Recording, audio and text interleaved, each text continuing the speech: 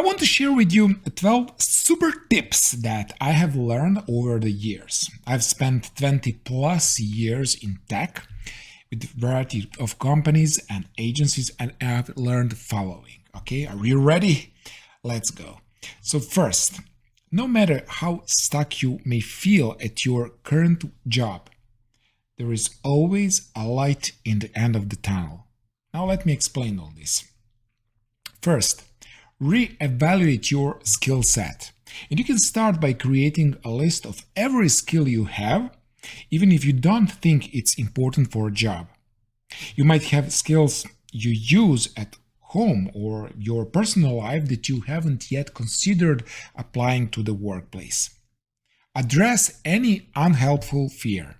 A good way to address unhelpful fear is to talk about it with those closest to you to get their input and perspective. And you can also create an analysis that might help you see there are reasons to be worried or if you're worrying too much. Okay? Now pursue growth opportunities.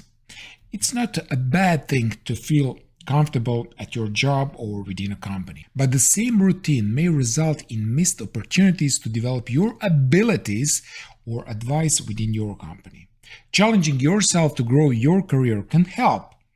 And the way you can get started might include learning new skills or growing your professional network. Learning the most relevant skills for your field. So one way to resolve this issue is to increase your skills through continued education, research, reading, and applying knowledge. And your current employer may even help you pay for learning these new skills, depending on your industry and the resources available. Pursue what you want.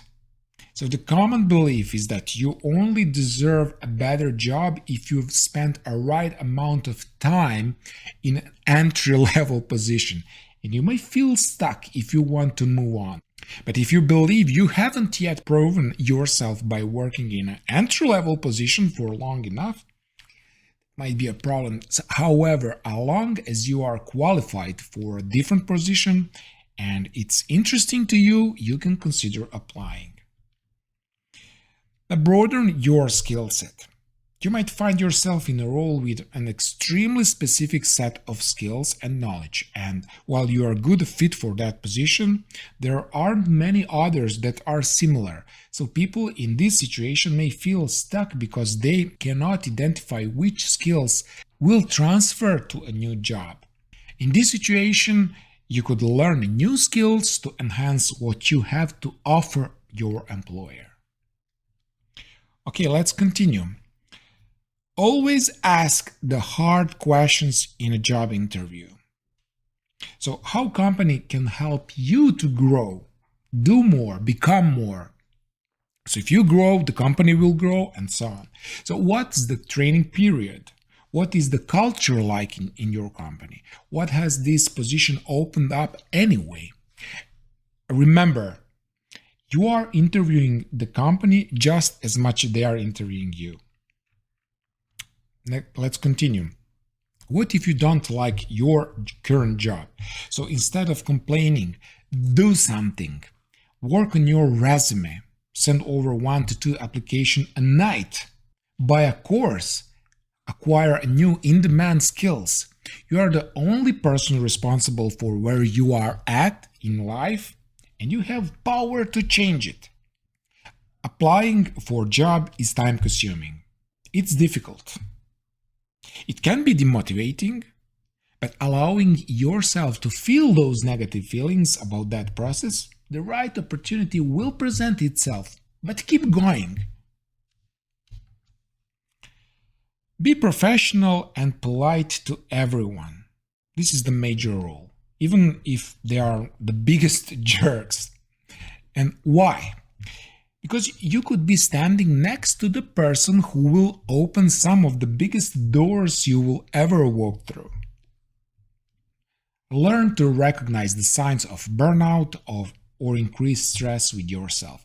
It may be time to start looking for a new job. If the signs could be when you start to dread waking up in the morning or having the panic attacks. At each job, you have to learn to recognize where you have excel and where you need to improve. Any employee, no matter what industry, will highly value someone who can self-evaluate their capabilities. So first, self-evaluation is the ability to examine yourself to find out how much progress you have made. It is a skill that helps individuals monitor their work or abilities. So find what their weaknesses and strengths are and self-diagnose relevant solutions.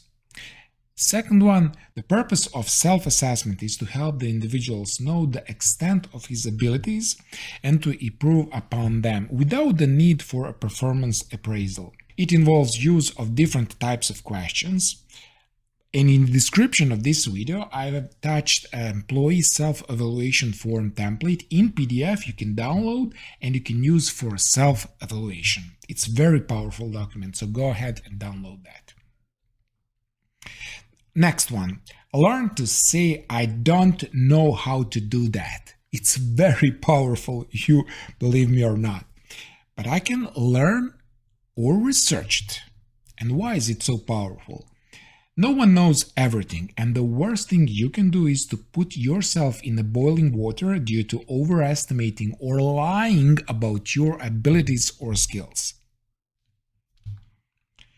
Do not live for your job. Your job is there to support the lifestyle you want to create for yourself or your family. It shouldn't be the center of your universe, okay? It may not be there tomorrow. Okay, let's continue. You work 30, 40 or more hours a week at your job, so make sure it is one that you feel proud of. If you are not satisfied, if you are feeling burned out, or if it causes you stress and anxiety, or you have no desire or motivation, or it's boring to you, or you need to vent, then start searching for another opportunities. But try to not leave a job without securing another one. For myself, at least, I have found that it is more important for me to be interested and passionate about the actual work I'm contributing to. So sometimes, if you feel bored at your work, try to add some extra work. For example, be a part of the new project to keep job interesting and challenging. Because any job has the opportunity to become monotonous, okay? If you decide to look for other opportunities, then check on the job-specific groups on social media platforms to see what people had to say that they love or they hate about this job, so you can get a feeling for it before investing time and energy into it. If you are hungry for healthy work and your vision is blurred on what you want to do with your career, or you are considering a major career change, you should definitely consider something that is in demand, highly paid, and full of fun. Now, but what is it? What would I recommend? Well, I always recommend Scrum because he focuses on people, communication, and product, and enables you to get rid of all blocking inefficiencies to get successful. So how great is that? Work is done in small teams, typically between 3 to 9 team members, where the team has all the necessary skills to develop a product. We call that cross-functional teams. So depending on the product you're working on, it doesn't necessarily mean that you need to be from an IT background. But if you are, even better. Work is planned and executed in short time frames, typically between 1 to 4 weeks, and we call that sprints. And I personally like Scrum very much because he clears the focus, he promotes teamwork and limits distractions. And here's the cool part. Scrum boosts productivity even in your everyday life. Let me give you a couple examples here. Life, as you already know, has obligations other than just work. There's cooking, there's cleaning, there's taking care of kids, and so on and so forth. So keeping track of life's tasks is hard, even for those of us who are in the product development world. After I started applying Scrum principles to my everyday life, my duties become automated and I noticed my tasks were getting done in shorter time. And this is the purpose of Scrum. So for example, you can start by visualizing your task list and you can set the duration of your sprint to 7 days, for example, 1 week. Having a consistent visual reminder that you have a bunch of tasks on your plate with ticking deadlines is really getting way to stay on track. And next thing, you can prioritize your task. And this might sound like an obvious one, but you should always prioritize your task by assigning priority levels to them. For example, you know that on Monday, the top priority is vacuuming. And you can use Trello.com, it's a free software, and label your task as high, medium, or low with correlated colors. So when you have a lot of tasks or cards sitting in front of you, it can be overwhelming to try and figure out where to start. By prioritizing your task before your sprint starts, in this case, before your week starts, you are taking the guesswork out of choosing your next task, which will eliminate unnecessary time and headache from the process. And next, what you can do also, hold yourself accountable at the end of each sprint. Even when things start to become a habit, you might inevitably forget things now and again, or you might find yourself that you are overcommitting because some of your work doesn't get done. In this case, you might ask for help from your team members, like your wife or your kids. And finally, have a retrospective with yourself. Sprint retrospective is a Scrum event that allows us to identify and order what went well. And do the same with the things that didn't go well. At the end of each sprint that you complete, look back on your week and celebrate all the wins and successes and analyze where you can do better next time. Figure out what is the next seems to hold you back from doing those.